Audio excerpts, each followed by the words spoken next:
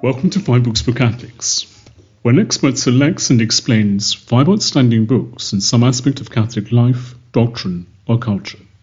If we read literature seriously, it is because, as C.S. Lewis says in his An Experiment in Criticism, we seek an enlargement of our being. You've probably experienced, when reading the great poets of the past, such an enlargement of your being.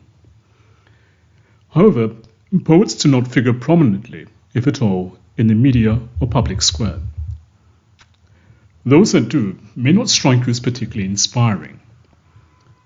Perhaps you assume, therefore, that recent poetry is not worth reading. Even if you do not make that assumption, maybe you have no idea about which poets are worth reading. In this episode, therefore, James Matthew Wilson will recommend 5 contemporary poets every Catholic with an interest in literature should read. James Matthew Wilson is Cullen Foundation Chair in English Literature and the founding director of the Master of Fine Arts program in Creative Writing at the University of St. Thomas, Houston. He also serves as the poet in residence for the Benedict XVI Institute for Sacred Music and Divine Liturgy, as poetry editor of Modern Age magazine and series editor of Colosseum Books at the Franciscan University of Steubenville Press. He is an award-winning scholar of philosophical theology and literature. As a poet and critic of contemporary poetry, his work appears regularly in such magazines and journals as First Things, the Wall Street Journal, the Hudson Review, Modern Age, the New Criterion, Dappled Things, Measure, the Weekly Standard, Front Porch Republic, the Raintown Review, National Review, and the American Conservative. His books include The Vision of the Soul, Truth, Goodness, and Beauty in the Western Tradition, published by Catholic University of America Press, The Fortunes of Poetry in an Age of Unmaking, published by Wiseblood, The Catholic Imagination in Modern American Poetry, also published by Wiseblood, The Strangeness of the Good, published by Angelico, The Poetic Sequence, The River of the Immaculate Conception, published by Wiseblood Press, and I Believe in One God, Praying the Nicene Creed, published by the Catholic Truth Society. Professor James Matthew Wilson, welcome. Thank you, Father. Thanks for having me. What has driven you to write and study poetry? Well, so I started my habit of writing as a fiction writer and was writing short stories and novels. But one day I started trying to figure out how iambic pentameter worked, which is the standard meter in English poetry, most famous, of course, because of Shakespeare, but is pretty much the standard meter of all metrical verse in English. And I discovered that this thing that verse has that poetry does not have was a truly great thing. And I spent a whole hour trying to just write a single line of verse, which was a sonnet every day for 5 long years. And then I went home that evening after I sketched this out on a pad and wrote my first sonnet. And that fascination with the carving of language, that down to the syllable, it's weighed and refined like the finest rhetoric and weighed with the rhythm of music, has never ceased to fascinate me. Now, I'm talking about this in highly personal terms, but I think the fascination is not merely personal. Going back to the ancients, and I'm thinking of Plato and Homer here, and on through to the contemporary world, people have always been fascinated by the way in which, when you measure language, it takes on a form that is already steeped in beauty and seems to open onto mysteries beyond itself. And meter itself, although it sounds like it's just the mechanics of language, actually is the beginning of that opening. It's the beginning of that mystery. And so I think I have, as it were, the whole literary tradition saying that there's something mysterious, almost sacramental about meter and the way in which it shapes human speech, giving it form and depth and a kind of splendor that opens onto things beyond the merely human and things beyond what language normally can describe. And is there a guiding theme in your own poetry? It is actually. It's and I suppose I'm not alone in this, but it's the one of the steady focuses of my work over the years has been, you might say, twofold. It's the contemplation of things in their being, in their existence, and the entrance into the mystery and meaning of things. The way in which, for instance, as Dante put it, the way in which not only scripture and poetry are polysemous, that is to say, multiple, having multiple meanings, polysemantic, but also the way in which those meanings help us to understand not only human activity, but the natural order of the world. And so you might say that it's sort of a three-step theme. It's the contemplation of seeing things as they are and discovering that when we see things as they are, their depths open up and reveal their connections to other things. And these connections in turn lead us not only to see the natural order of things, but they lead us, as Thomas Aquinas says in the introduction to his commentary on Pseudo-Dionysius's divine names, they lead us up to God himself as the creator of all things. So this attempt to, first of all, to perceive the intrinsic being and goodness of things is also, in my view, just part of this general, it's a general literary quest that's not particular to me, but in fact, it's just why people read books in the first place, to hear news of God and to know the order of things and the cause of all things. And there is a glut of publications for academics on contemporary poetry. But how can the general reader keep abreast of developments and separate the wheat from the chaff? Well, that can be hard to do. It's a common lament among contemporary poets that there's more poetry being published today than at any time in history, and on balance, fewer readers than in most times of history. Because, of course, at one point, poetry, which is the only universal art, it's the only art that's found in every culture and civilization throughout time and throughout the world, it nonetheless, in our day, it has become a minority art, because filmmaking and then, of course, novel writing before that, both are excellent ways of telling stories. And one of the classic functions of poetry is the telling of stories. So some of that duty has been usurped, you might say, by other art forms. But it is possible to find truly superb poetry amid the glut, indeed. And so the places I look are to magazines that are focused on poetry of genuine quality, which in my view entails poetry that's in contact with the metrical tradition and the long standing metrical practices of the English poets. And so this is just, for an American or an English speaking audience, the places that are most obvious to look would be in a magazine like Dappled Things, which is specifically a Catholic magazine and dedicated to supporting a Catholic literary revival in our day. The American religious magazine First Things publishes good poems in every issue. The magazine National Review publishes one poem in every issue, but they're usually quite good. And then there's a wider range of other smaller magazines that also publish good poetry. Plough, for instance, would be one. But for most people, since the advent of the printing press, if they read poems, they read them primarily in anthologies. And so happily, there have been some really excellent anthologies published recently. Edward Short edited the St. Mary's Book of Christian Verse, which is actually a volume that far exceeds what the title makes it sound as if it's up to doing. It's actually a fine anthology of poetry in English from the Middle Ages up to the present. A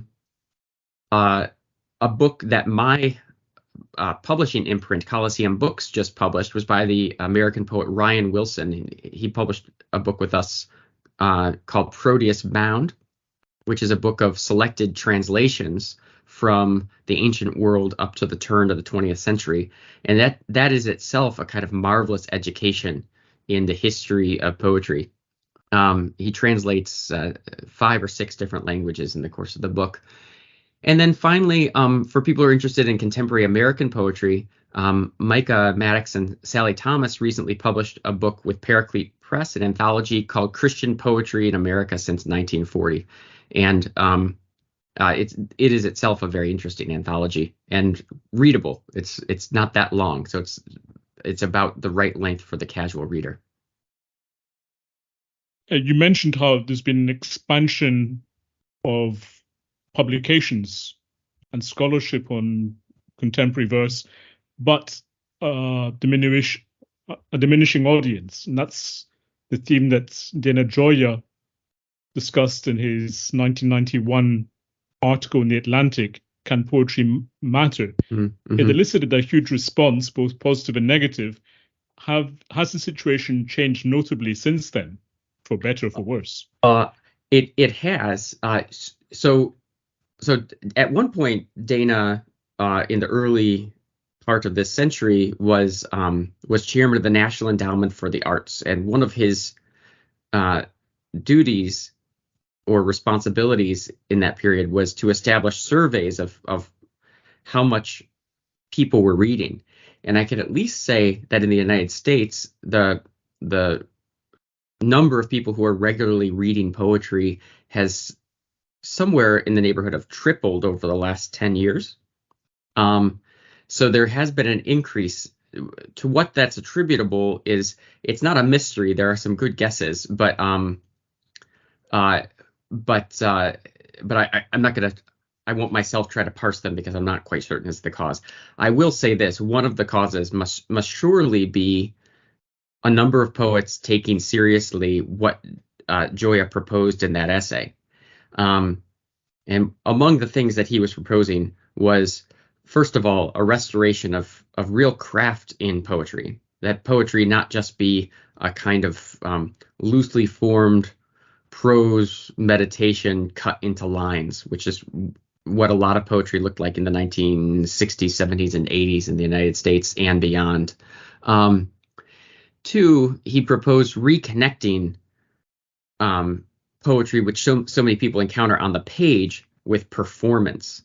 And this is something that I think has been very important. And he meant that in two respects. First, that poets really need to be composing for the ear. As soon as the written word is severed from the spoken word, something has gone wrong with the art of poetry. And I would say, in fact, something's gone wrong with the art of literature more generally. But in poetry in particular, poetry is always a kind of measured speech, a refined speech. And so if it can't be spoken brilliantly aloud, it's not good poetry, and it's not going to be very impressive on the page. So he's been really instrumental in reconnecting poetry with performance, poetry with music, and a lot of poets have taken up that mantle. Quite a few poets I know, including myself, are now working with composers quite regularly to set words to music. And then there's a third thing. There's, in the 20th century, beginning with modernism, art began to be reconceived. The arts in general, the fine arts in general, began to be reconceived in terms of self-expression. But self-expression is not a very good raison d'etre for the arts. Even when poets are talking about themselves, if they're not talking about the universal human nature, they're really not saying much at all. And so one of the other things that Dana recommended in that essay was, you might say, a decentering of, or even emptying of the self of the poet, to be at the service both of the work of art itself, but also of the literary tradition. And so there's been a great rise in public performance of poetry, where it's not a poet reading his own work, but poets sharing the great poems of the tradition and inviting people into a much broader vision of this art form than they would get if it was just a poet reciting from his own book of poems. It's in that spirit that I wanted to join you today to talk about the poets we're going to discuss. And coming back to that essay, Can Poetry Matter? In a recent article for Catholic World Report, you claim that only religious people continue to read serious literature and poetry because they alone retain a belief in a transcendent end, the soul, and the soul-shaping influence of good literature. So is your reply to the question posed in Dana Gioia's 1991 essay, yes, poetry can matter, but only to the religious? I wouldn't put it quite that way. I think it's important to note, since we've already started talking about Dana Gioia, that if Can Poetry Matter is his most widely read and truly his great seminal essay that has defined a whole age in the arts in the United States, another of his essays, perhaps in a close second in importance, is one from 2012 called The Catholic Writer Today, where he lamented the minority or even insignificant position of Catholicism in American literature in our day. And he looks back, somewhat wistfully to the mid 20th century, where the most influential writers of the day were largely Catholic writers: Thomas Merton, Flannery O'Connor, Walker Percy, and Dorothy Day, and so on. What the connection that Dana doesn't make between those two essays, but I think is a connection that does need to be made, is the following. People have always turned to literature for two entirely interrelated reasons. One is the intrinsic beauty of the work, so that it's worth contemplating. But think about that word for a moment, contemplation. If words don't open up onto mystery, if a work doesn't open up onto something beyond itself and help us to re-envision the world and to re-envision our place within it and the structure of things, then if literature didn't do that, people would never have begun reading, listening to, and enjoying literature in the first place. It's a marvel to me that when we look back, for instance, on ancient Greek culture, how much the citizens of Athens and of ancient Greece shaped their understanding of themselves by reflection on Homer's poems. Even Plato's philosophy is, in some sense, a commentary on the poetry of Homer. And so it has always been the case that human beings have turned to literature in order to arrive at a more profound understanding of not just human nature, but human nature and the context, the cosmos in which human nature exists. And so if literature can't offer that, it seems inevitable to me that people will turn away from it. But for people who are alert to the mystery of existence, which will, and that group will be composed largely, though certainly not exclusively, of religious people. For those people, great literature will always be a living resource of wisdom and consolation. What we see broadly, of course, is that as people's souls become flattened and made tepid or indifferent to things, as people, in other words, suffer a kind of death of wonder, that yes, for those people, literature will broadly and on the whole cease to be a resource. Because if you have no wonder in the heart already, then why would you bother with the wonders of literature?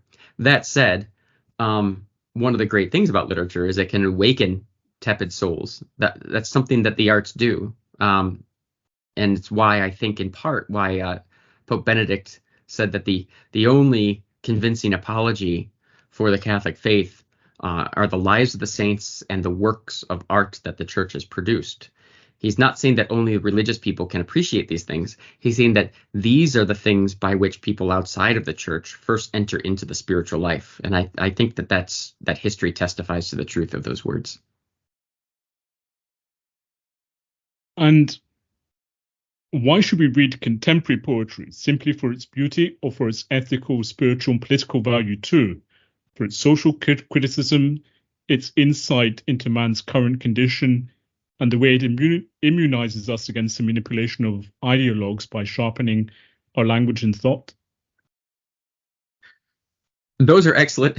That's practically an excellent answer in itself.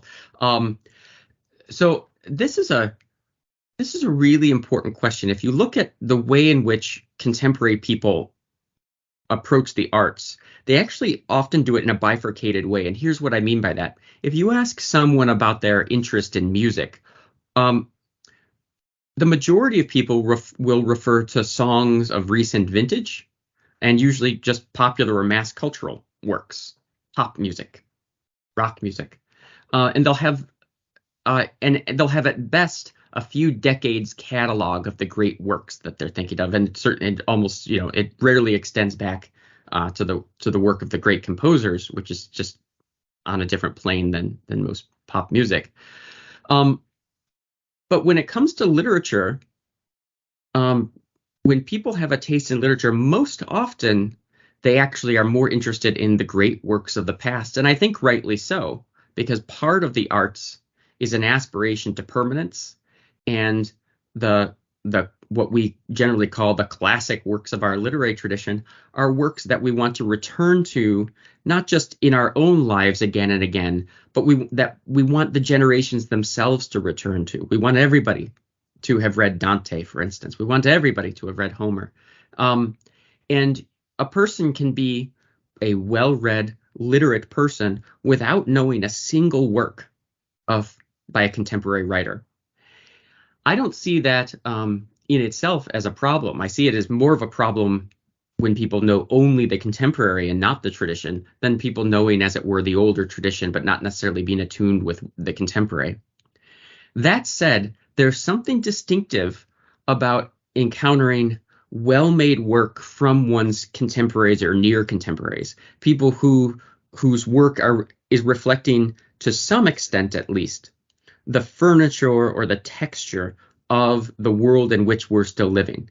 I find that the effects of that are twofold. One, there's a familiarity that immediately intrigues one and draws one into the work. But second of all, while there's so much that's permanent in the human condition, it's helpful for us to see a reflection of our age. And when literature's done well, it usually puts our age in the context of broader and greater and more permanent things. And so it can provide a kind of insight onto the present moment, but under the light of eternity. And although it may escape the notice, faithful Catholics recite poetry regularly and devoutly to commune with the triune God through Christ. In the liturgy, the Church prays with the psalms and hymns. Can the reading of good non-sacred poetry help us pray liturgical poetry more deeply? I think it must, because among the things that it would do is you never read a poem without trying to understand the poem. You hear the beauty of the poem and you want to hear how that beauty unfolds, unfolds meaning in a beautiful manner. And I think that can sharpen the attentions for those of us who are in the liturgy and maybe have too much of a tendency to recite the words without hearing them or entering into them.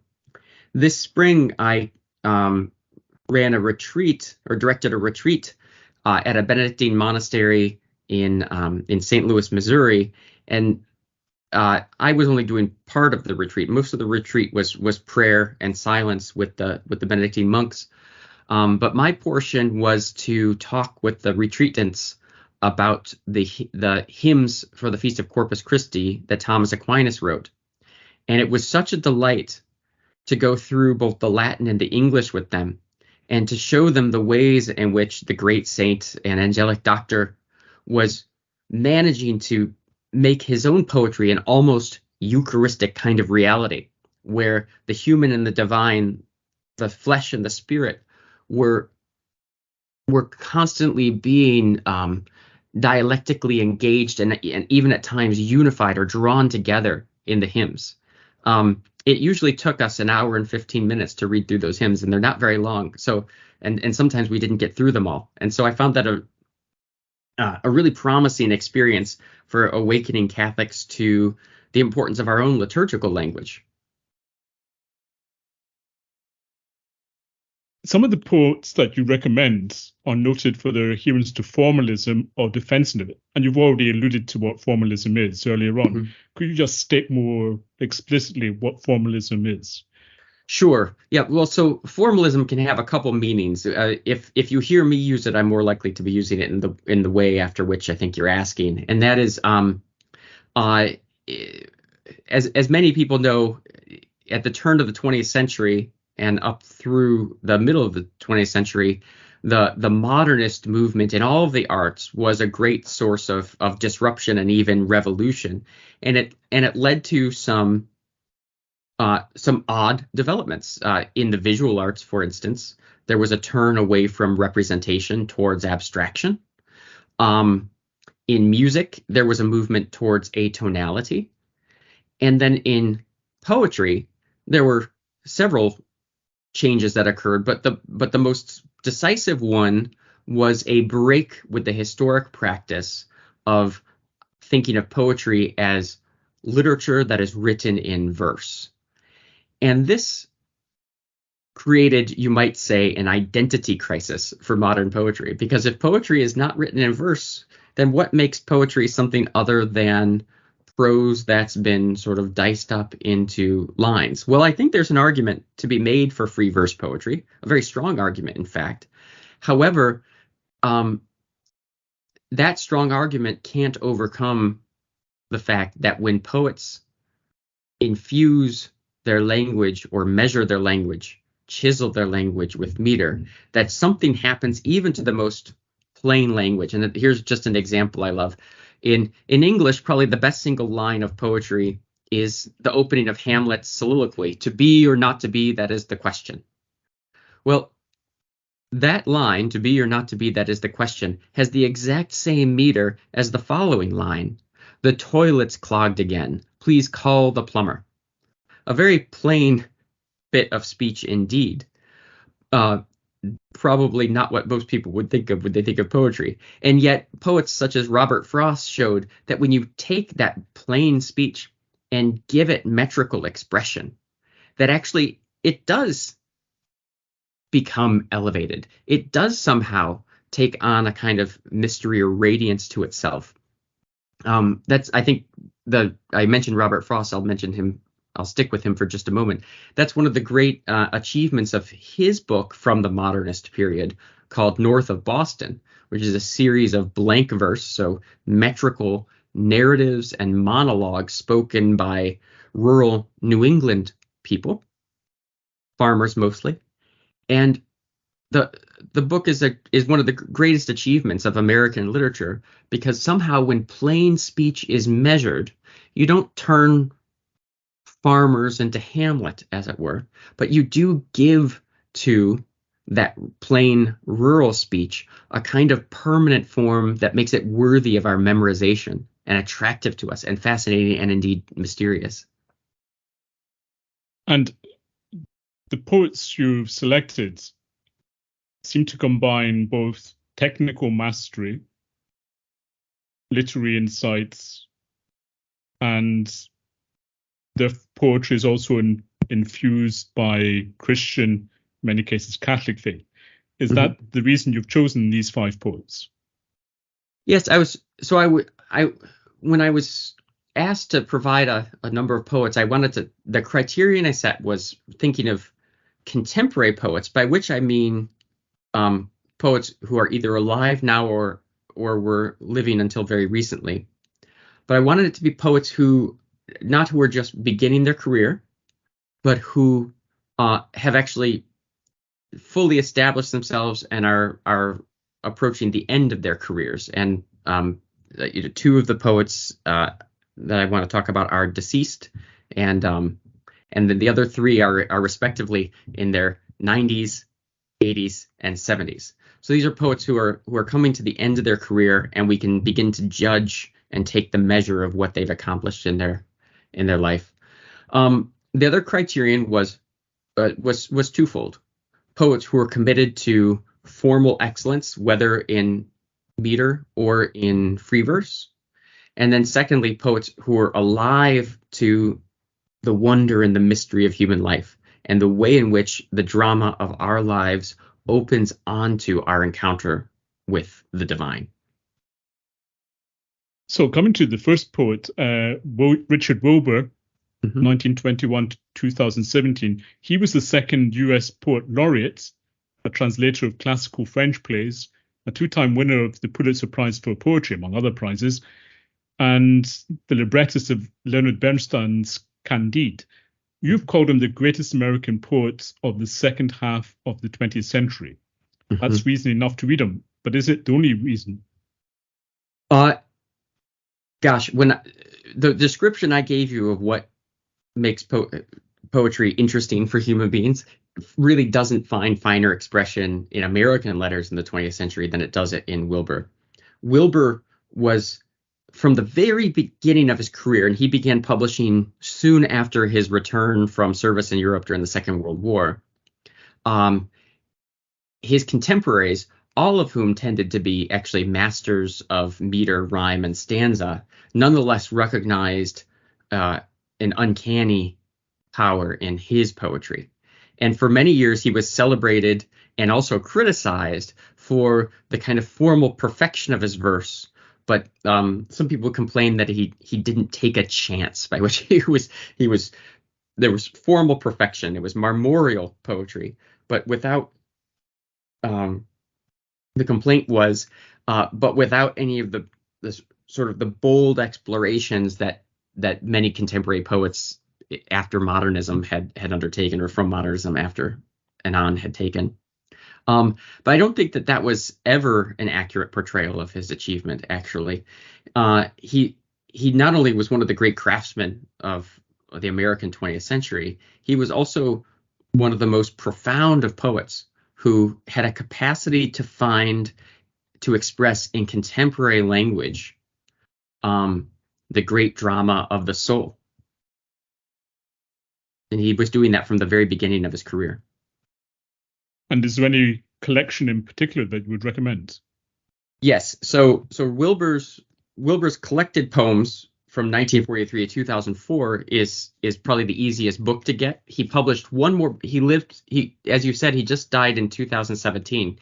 So he published his last book, Anterooms, when he was in his either late 80s or early 90s. So he did publish one more book after this.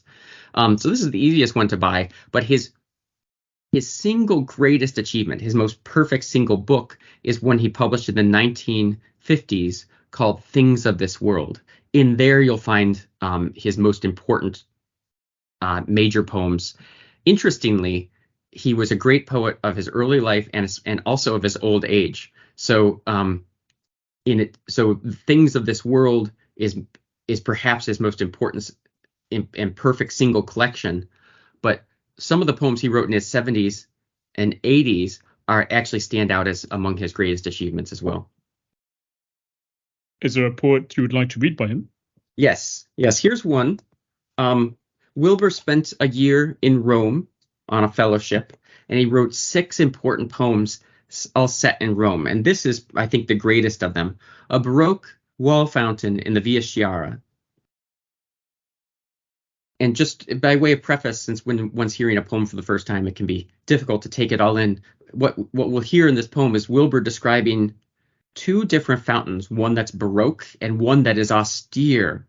And he looks at these fountains to see which one is the most adequate expression of the end of human life and, as it were, the shape of the human soul. And it culminates very conveniently in St. Francis coming into the poem and settling the debate, almost like a deus ex machina. Under the bronze crown, too big for the head of the stone cherub whose feet a serpent has begun to eat, sweet water brims a cockle and braids down past spattered mosses, breaks on the tipped edge of a second shell, and fills the massive third below. It spills in threads then from the scalloped rim and makes a scrim or summery tent for a fawn ménage and their familiar goose. Happy in all that ragged, loose collapse of water, its effortless descent and flatteries of spray, the stocky god upholds the shell with ease, watching about his shaggy knees the goatish innocence of his babes at play.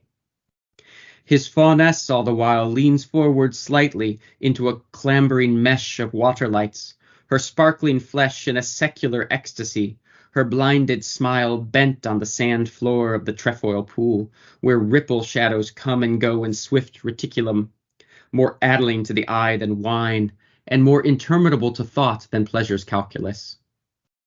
Yet since this all is pleasure, flash, and waterfall, must it not be too simple? Are we not more intricately expressed in the plain fountains that Moderna set before St. Peter's, the main jet struggling aloft until it seems at last at rest in the act of rising, until the very wish of water is reversed, that heaviness borne up to burst in a clear, high cavorting head, to fill with blaze and then in gauze delays, in a gnat-like shimmering, in a fine, illumined version of itself, decline and patter on the stones its own applause? If that is what men are, or should be, if those water saints display the pattern of our arete, what of these showered fawns in their bizarre, spangled and plunging house? They are at rest in fullness of desire for what is given. They do not tire of the smart of the sun, the pleasant water douse and riddled pool below, reproving our disgust and our ennui with humble insatiety. Francis, perhaps, who lay in sister snow before the wealthy gate, freezing and praising, might have seen in this no trifle, but a shade of bliss, that land of tolerable flowers, that state as near and far as grass, where eyes become the sunlight, and the hand is worthy of water, the dreamt land, toward which our hungers leap, all pleasures pass. Thank you. Is there anything else you'd like to say about Wilbur before we pass to the next poet, or about that poem in particular? What's incredible about that poem is it's gorgeously formed, but it's expressive of the deepest thing we can possibly ask ourselves about, which is, what are we born for? Are we born to be in secular ecstasy, or are we born to rise like that austere fountain before St. Peter's up towards the divine? And of course, the synthesis, the sacramental synthesis that St. Francis offers is so beautiful, that indeed we are embodied creatures, but we're called to eventually to occupy glorified bodies made capable of enduring the light of heaven. It's just, I just find it amazing that he managed to get all that into one poem. Thank you for listening. To read or listen to the rest of this interview and gain full access to our archive, visit 5booksforcatholics.com and become a premium subscriber. If you've enjoyed this episode, please subscribe to the podcast and give it a top rating on the platform of your choice. That way more people can discover it. You can also support the podcast and help us produce more interviews like this one by making a one-off donation via the link given in the show notes. As little as $1, £1, or €1 can help and will be greatly appreciated. Thank you once again, and God bless.